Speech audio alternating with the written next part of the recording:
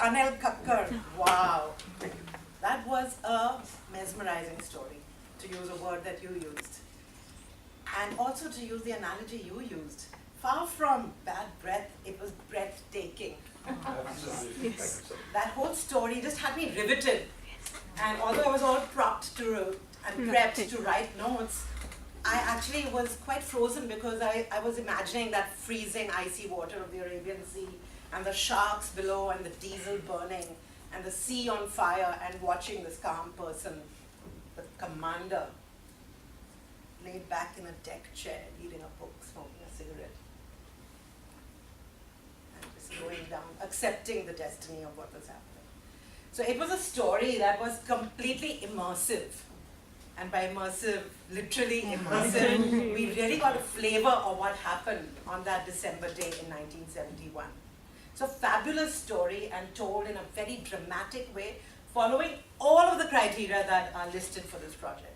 So laying out the characters and really giving each character a lot of color and depth so that we got to know who this Anil Kakkar is and who Commander Mullah is and the colleagues around. So we got all of that flavor of those people who were on that ship on that fateful day. And also the situation, the drama of that situation. So conflict is one of the elements of a great story, but here the conflict was, there was so much conflict. You know, there was chaos, there was confusion, there was conflict. And what are you going to do in a situation like this when you have been attacked? What are the decisions you're going to take? Are you going to choose to yourself jump off the ship, or are you going to take care of your flock? And the commander apparently chose the latter, to take care of the flock and not worry about himself. So I thought we all were really truly involved in this story. The only confusing thing was right at the outset. Because when the story started with the date and you became the character, Neelesh became Anil Kakkar. So that was the only place where I felt a little disjoint. Because I think the story could also have been narrated by Neelesh as a story about what happened there. But I understand the reasoning behind that you really wanted to put yourself in that story. But a little transitional intro to tell us that, I think would have just laid it out clearly for me. Because otherwise I was just feeling like you are narrating someone's story. And that is what you were doing, but then you've donned that character as well. So there was a slight confusion just on that accord. And perhaps it could be Anil Kakkar, this great hero who got a medal, and this is his story, and then step into the character. Or just some kind of a pivot to lead us into that character, so that there's no confusion about Neelesh and Anil.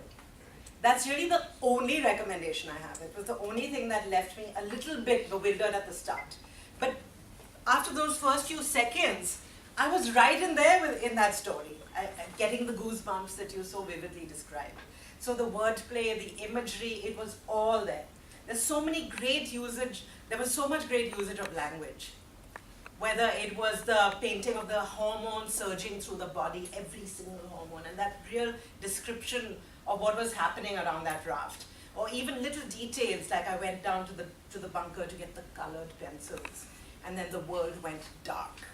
So I thought words were used very effectively in making the story very vivid and real for us. In terms of the voice, amazing.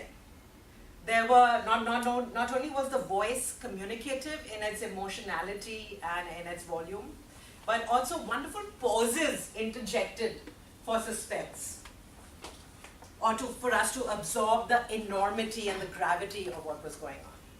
You know, the world went dark, pause, and so on. So wherever there was some really important thing said, there was a pause for us, for that to sink in. And I realized I'm making wordplay unintentionally. There was no pun on sink. So voice was very well used, words were very well used, gestures, very supportive gestures, reinforcing all of the drama that was going on. You know, watching that ship, so even using the space and the stage and painting that picture about where you are in the sea and where's the ship and so on.